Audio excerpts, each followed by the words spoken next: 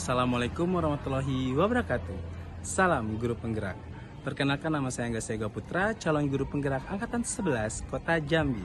Dalam video kali ini saya akan menunjukkan video aksi nyata saya dalam melaksanakan diseminasi budaya positif di lingkungan sekolah, yaitu SMP Negeri 12 Kota Jambi. Selamat menyaksikan.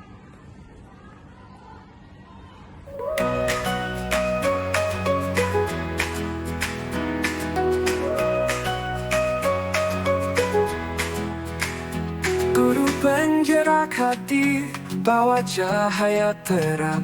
Di kota Jambi kita pembelajaran gemilang. Angkatan 11 datang.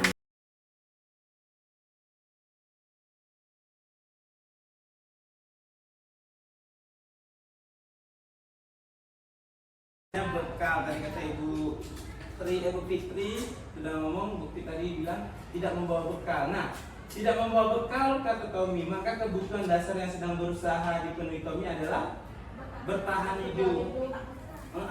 Bertahan hidup untuk makan. Ya, alasan dia ngambil makanan itu untuk bertahan hidup. Ya. Kemudian alasan Tommy yang kedua, itu karena dia merasa senang teman-temannya jadi memperhatikan dia ketika temannya melaporkan tindakannya yaitu pada gurunya, dan gurunya memberitahu orang tuanya sehingga orang tuanya jadi memperhatikan dia. Maka kebutuhan dasar yang sedang dipenuhi Tommy adalah kebutuhan akan kasih sayang dan perhatian. Istilah itu penyanyian gitu kan? Cepet penyanyian minta sama kawannya biar dapat perhatian dari guru, kemudian dari orang tuanya. Nah, mereka berarti si Tommy ini tadi ada kurang kasih sayang. Next lagi. Nah, alasan Tommy yang ketiga, mungkin dia mengutarakan bahwa karena temannya jadi takut dengan dia dan menuruti keinginannya, maka sebetulnya Tommy sedang berusaha memenuhi kebutuhan dasarnya akan kekuasaan. Jadi kayak centeng gitu kan? Nah, kemudian alasan Tommy yang keempat adalah karena dia merasa bosan dengan bekal makanan yang dibawanya ibunya dari rumah. Nah, berarti dia bawa bekal, tapi bekalnya itu kayak tempe terus telur terus, ya kan? Emaknya ada gini segitulah, terus mie lah segitu kan? Nah, itu jadi bosan si Tommy-nya, maka dia minta dengan teman-temannya, merebuti makanan teman-temannya. Itu adalah kebutuhan akan kebebasan. Selanjutnya Kak Ati. Alasan Tommy kelima yaitu karena ia melakukan karenanya iseng saja dan dia menikmati ekspresi wajah teman-temannya yang kesal. Ini emang cari perhatiannya ya, karena dia tuh suka emang namanya menjahili temennya ya. Jadi kebutuhannya adalah kesenangan. Selanjutnya apa? Nah, posisi kontrol restitusi. Kita masuk ke posisi kontrol restitusinya. Nah, tadi ada kasus tadi, kemudian kita ada 5 posisi kontrol restitusi. Kalau kita seandainya guru-guru zaman dulu lah ya, pasti ada marah, ada dihukum, di tiang bendera kalau kita telat, ya kan? Kemudian ada yang terap, ngejewer, kuping, gitu kan? Nah, itu kita tidak boleh lagi Bapak Ibu guru hebat di sini. Karena saya sering enggak apa-apa. Itu Bapak apakah Anda sebagai apa di sini? Ya, apakah Bapak guru sebagai penghukum, pembuat masalah, merasa bersalah, apakah manajer, atau pemantau, atau teman? Nah, Bapak Ibu sendiri, guru hebat di SMP 12 itu merasa dirinya di mana nih posisinya? Dari antara 5, apakah selalu apakah sebagai penghukum? Kadang-kadang menghukum ya. Kadang-kadang jadi teman, kadang-kadang membuat merasa bersalah. Jujur ya. Sebagai pemantau pernah ngakawin 74 kayaknya. Kemudian manajer, pernah jadi manajer? Pernah jadi manajer. Nah, yang terbaik dari 5 ini, posisi kontrol restitusinya, yang mana yang terbaik? Manajer atau teman? Manajer. Yakin? Kita lihat. Oke, Pak. Oke, kita kunci ya. 10 ya. Nah, identitas gagal dan identitas berhasil, kemudian identitas sukses kontrol diri dari luar ya. Nah kita lihat di sini kalau sebagai penghukum itu guru biasanya menghardik atau menunjuk-nunjuk murid, benar? Ya kan? Kamu nih anak kalah seperti itu ya kita sebagai penghukum. Kemudian kalau kamu tidak melakukannya, awas ya. Nah, siapa itu? Kemudian itu keuntungan kepada muridnya itu adalah mengulangi kesalahan. Dampak pada murid akan melakukan kesalahannya itu mengulang lagi. Ya. Jadi kalau kita sebagai penghukum, mereka itu tidak akan jerah untuk berubah. Selalu itu terus mengalaminya. Selalu melakukan, ya. Kemudian sebagai pembuat rasa bersalah itu kadang-kadang kita bilang, kita berceramah nih, seharusnya jangan kayak gitu, seharusnya jangan kayak gini. Jadi kayak anak itu tekan batin, ibunya kayak nyalain aku, gitu contohnya ya. Nah, kemudian itu akan ada dampaknya kepada murid, yaitu merasa rendah diri anaknya. Kemudian kayak anak tersebut jadi minder dengan ibunya, gitu dengan gurunya. Ya, kemudian teman membuat alasan-alasan untuk muridnya. Kemudian contohnya itu, ayo lakukan demi ibu. Nah itu ada nggak? Ayolah, majulah, lomba lah, perwakilan kelas 74. Nah, itu perkataan jadi kita jadi teman, ya. Ayolah yuk kita lomba gitu kan. Perwakilan kita jadi 84 di sini kan. Nah gitu. Itu sebagai teman. Nah dampaknya jadi murid lemah, tidak mandiri dan tergantung dengan kita terus. Saking kita dekatnya dengan murid, jadi kayak teman. Hai pak, hai bu. Jadi nyepeng gitu ya. Nah selanjutnya pemantau. Pemantau itu kata-katanya biasa apa peraturannya? Apa peraturannya? Gitu ya. Peraturan di sekolah itu ada apa? Nah itu sebagai pemantau. Nah itu dampak pada muridnya, dia menitik beratkan pada sanksi atau hadiah untuk dirinya. Ya, jangan lewat sini kata Bu Pit kan, tapi tetap aja ngulang gitu.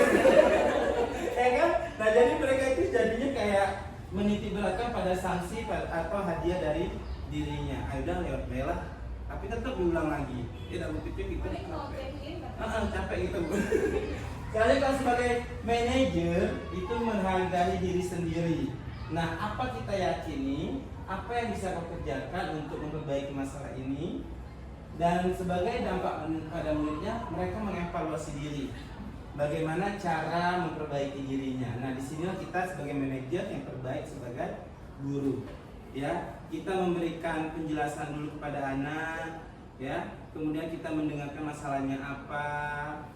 Baru kita selesaikan bersama, ada solusinya. Itu. Next Pak Arti. Kemudian ada posisi kontrol restitusi. Iya siap Pak.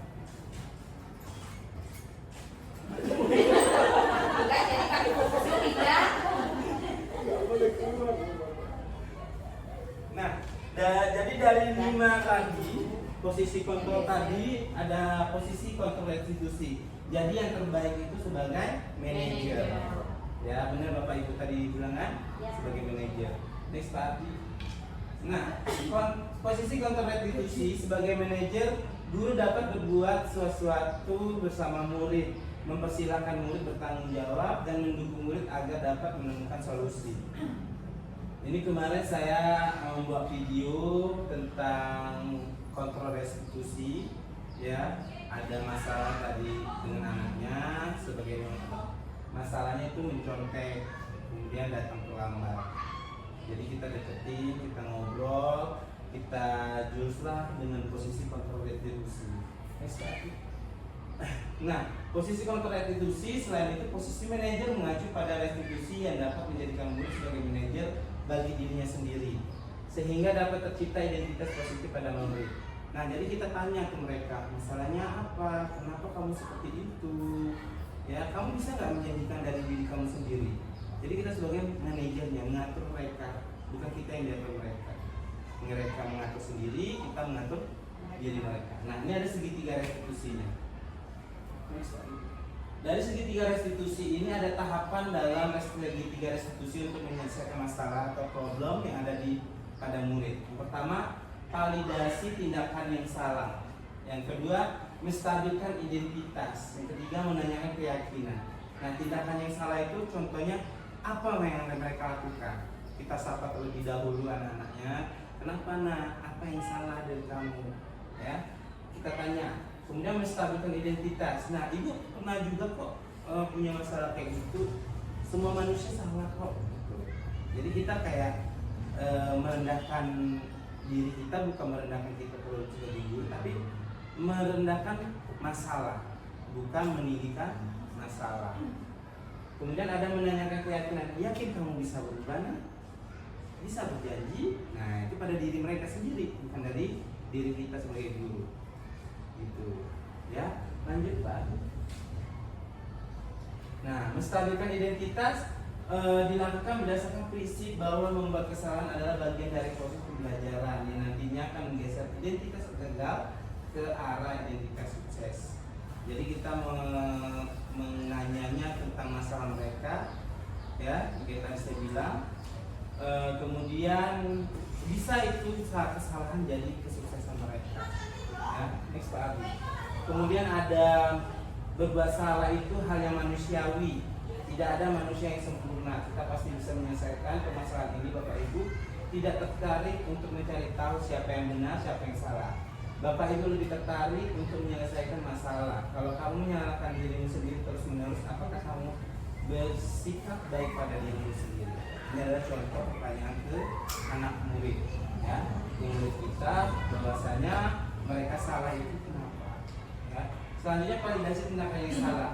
Validasi tindakan yang salah dilakukan berdasarkan prinsip bahwa setiap perilaku berupaya memenuhi suatu kebutuhan tertentu, sehingga guru atau orang tua akan bergeser dari pemikiran stimulus respon menjadi proaktif, serta akan lebih mengenali dan mengatur kebutuhan murid atau anaknya. Next Pak. Selanjutnya, validasi tindakan yang salah. Kamu pasti punya alasan nih, tanya sama anaknya. Kamu pasti punya alasan, nak, kenapa kamu nakal, kenapa kamu terlambat, kenapa kamu ribut. Itu kita tanya tindakan yang salahnya. Apa yang penting bagi kamu untuk ribut? Kita tanya seperti itu. Bukan kita menekan sebagai penghukum. Ya, kamu boleh tetap berusaha menjaga sikap itu, tapi tambahkan sikap yang lain yang baru. Maukah kamu belajar cara lain untuk mendapatkan yang kamu butuhkan tanpa harus memukul? Misalnya ini dia sudah marah terus memukul kawannya. Nah, kita tanyain, apa manfaat memukul mereka? Ya, kita berikan arahan ke validasi tindakan yang salah menjadi positif yang sukses. Nah, menanyakan keyakinan dilakukan dengan memberi pertanyaan bermakna kepada murid atau anak untuk menunjukkan motivasi secara intrinsik sehingga mampu mengaitkan keyakinannya dengan tindakan yang salah. Jadi kita nanyakan keyakinan mereka, kenapa sih kamu ribut, kenapa sih kamu mukul? Gitu. Ya. Jadi kita nggak ada yang namanya guru penghukum, tapi guru sebagai manajer. Apa nilai yang kita percaya di sekolah kita? Nilai-nilai apa yang telah kita sepakati? Kelas yang ideal itu seperti apa sih? Kamu ingin jadi anak seperti apa? Nah, apa yang kamu rasakan ketika kamu melakukan itu? Kamu menjadi orang yang seperti apa? Nah, kita pertanyakan mereka. Ya, menanyakan bukan berarti kita menjudge anak tersebut, tapi kita memberikan solusi, memberikan penghargaan bagi dia. Kalau salah ini kenapa nak? Kita bisa benarkan. Ya, tidak ada yang kerugian dari murid berikutnya. Nah, kemudian seorang guru yang baik harus memiliki kemampuan dalam mewujudkan budaya positif di sekolah. Budaya positif tersebut dapat dijalankan dengan menerapkan konsep-konsep inti seperti disiplin positif, motivasi perilaku manusia, keyakinan kelas, kebutuhan dasar manusia, posisi kontrol restitusi, dan segitiga restitusi tadi. Nah, dari 6 inilah yang kita akan berikan kepada anak murid. Gitu. Nah, ada contoh lagi? Nah, sudah selesai.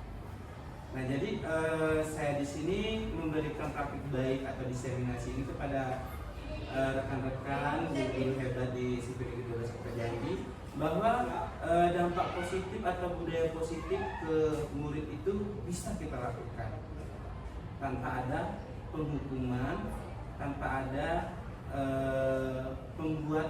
guru pembuat merasa bersalah. Ya, jadi diseminasi hari ini itu agar kita lebih mendekati kepada anak lagi. Jadi jujur saya baru di sini, tapi kelihatan anak-anak tuh sayang sama saya. Ya. Karena itu tadi saya menggunakan restitusi ini. Ya, walaupun saya marah tapi tidak bisa lama-lama. Gitu. Marah sayang. Oke, untuk Bapak Ibu ada pertanyaan? Ada pertanyaan Bapak Ibu guru hebat untuk diseminasi hari ini? Saya di sini hanya memberikan praktik baik. Mau Bapak Ibu terapkan, boleh, tapi sangat boleh sekali. Kalau Bapak Ibu ragu juga harus tetap diterapkan. Ya. Kalau nggak ada pertanyaan kita lanjut. Burung Irian, burung cendrawasih.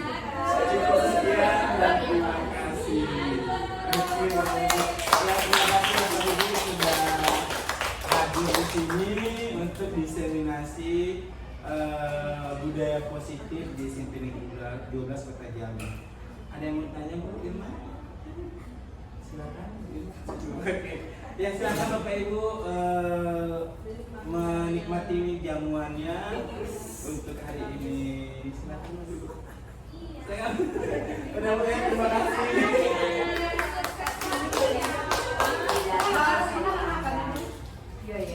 Ayo foto bersama Bu ya. Dijawab banyak deh.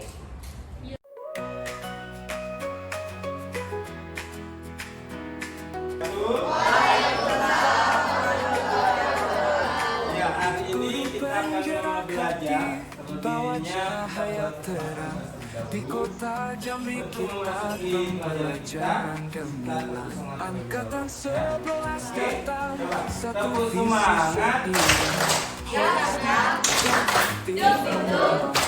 Pendidikan kita bangkit bersama, murid tumbuh bahagia, guru hebat pemimpin Bapak akan memberikan kertas untuk Kota Jambi tersenyum melihat anak-anak ria dengan bunyi bendera, mimpi jadi kenyataan. Satu langkah maju, satu suara padu untuk masa depan cerah. Semua tumbuh kertas mekar. yang bagikan untuk kalian isi mengenai kesepakatan kelas. Satu orang membuat satu kesepakatan. Kita bangkit bersama, murid tumbuh bahagia, guru hebat pemimpin proaktif selamanya. Ya. Satu orang satu Kota Jambi tersenyum lihat anak-anak ria dengan guru penggerak, mimpi jadi kenyataan. Kota Jambi tersenyum lihat anak-anak ria dengan guru penggerak, mimpi jadi kenyataan. Ya. Selamanya Kesepakatan kelas itu tadi disebutkan di situ adalah aturan. Kota Aturan Jambi atau tersenyum tata lihat tertib anak-anak belajar ria bersama dengan guru saya di penggerak, dalam mimpi kelas. jadi Ya, contoh kenyataan. misalnya jangan makan di dalam kelas. Kemudian apa lagi? Jangan tidur, jangan tidur. Terserah Bawa kalian mau cahaya apa. terang Atau ingin di kelas kalian kota bersih, Jambi, kita tidak membuang pembelajaran sampah. Angkatan Terus 11 datang, lainnya adalah satu visi kelas seiring, yang bersih holistik dan aktif wangi atau mengembangkan rapi atau nyaman. pendidikan. Oke? Kita Jadi bangkit satu orang membuat bersama, satu murid percakapan. tumbuh Saya persilakan. bahagia. Guru hebat pemimpin, aktif selamanya. Kota Jambi tersenyum, lihat anak-anak riang. Dengan guru penggerak, mimpi jadi kenyataan. Satu langkah maju, satu suara padu, untuk masa depan cerah. Dan suara kalau selesai boleh kumpul ke depan.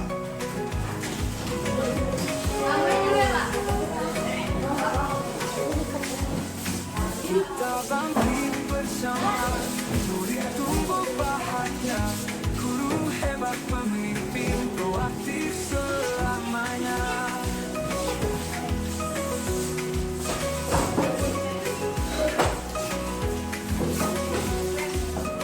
Kota Jambi tersenyum, lihat anak-anak riang.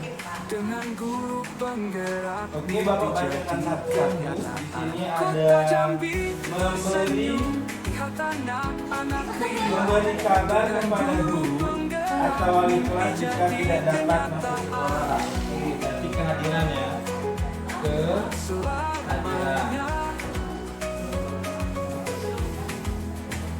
Kota Tidak Jambi masuk tersenyum, lihat anak-anak riang. Dengan guru penggerak, mimpi jadi kenyataan. Kemudian ada menjaga kebersihan kelas setiap saat. Kebersihan kelas. Guru penjerak hati, bawa cahaya terang. Selanjutnya berdoa sebelum belajar dan sesudah. Angkatan 11 datang, Berdoa. satu visi seiring, holistik Dan dan aktif sesudah mengembangkan pendidikan. belajar. Kita bangkit bersama, murid tumbuh Terus tidak melakukan kekerasan dalam bentuk apapun dan menjauhi perilaku Jambi bullying. tersenyum, lihat anak-anak riang. Dengan guru melakukan penggerak, mimpi jadi kenyataan. Tidak Satu melakukan langkah maju, kekerasan satu serta suara padu, bullying. untuk masa Selanjutnya depan tidak boleh keluar dari kelas semua tumbuh mekar. saat jam pelajaran tanpa izin guru. Izin guru. Iya. Kehadiran juga ya, tidak masuk kelas atau Kita bangkit kehilangan bersama, tanpa murid tumbuh izin. bahagia. Guru hebat pemimpin, Selanjutnya proaktif ada tidak boleh bermain dalam kelas. Tidak boleh bermain di dalam. Jambi tersenyum, kelas. lihat anak-anak riang. Oke, Dengan selanjutnya guru penggerak, ada mimpi tidak jadi boleh kenyataan. makan Kota Jambi tersenyum, di jam lihat pelajar. anak-anak riang. Di jam pelajaran tidak boleh Mimpi jadi makan. kenyataan. Minum boleh? Kalau minum boleh? Selamanya. Tidak boleh. Tidak boleh makan. Jambi tersenyum, lihat anak-anak riang. Dengan guru penggerak, mimpi jadi Atau sanksi. kenyataan. Sanksi ini kalau sanksi kayaknya kasar ya, tapi konsekuensi. Tidak boleh berkata kasar. Kita kasih hukumannya apa? Penjerak hati, Eh? bawa Apa? cahaya Apa? di kota Jambi kita Hukumannya apa? pelajaran. Bernyanyi ya. Angkatan Bernyanyi satu visi seiring, lagu wajib mengembangkan. nasional. Kita Oke. bangkit Lagu bersama, apa? murid tumbuh Lagu bahagia. bebas dosa. Guru Di hebat sekolah. pemimpin, Kehadiran tidak masuk kelas atau keluar tanpa izin. Apa konsekuensinya? kota Jambi Jangan masuk kelas, jangan. Nah, apa? anak riang. Dengan guru Apa? penggerak, mimpi jadi kenyataan. Berdiri Satu langkah maju, sampai jam. Sampai jam Berdiri selama untuk masa depan. selama 10 menit saja ya, nanti kalian tidur. Kebersihan kelas nih. Siapa yang melanggar kebersihan kelas, kita hukumannya apa? Denda berapa?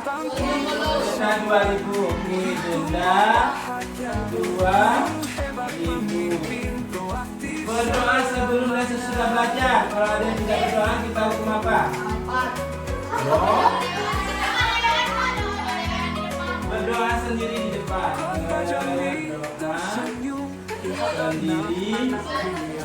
Dengan guru depan kelas. dijadikan Lanjut, konsekuensi untuk tidak melakukan kekerasan atau bullying.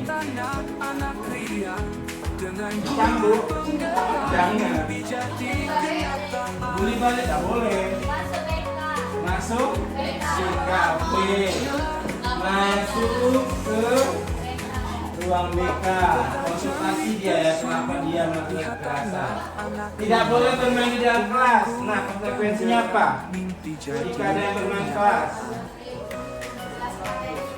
jelasi materi ke depan. Jelasi materi ke depan ke kelas.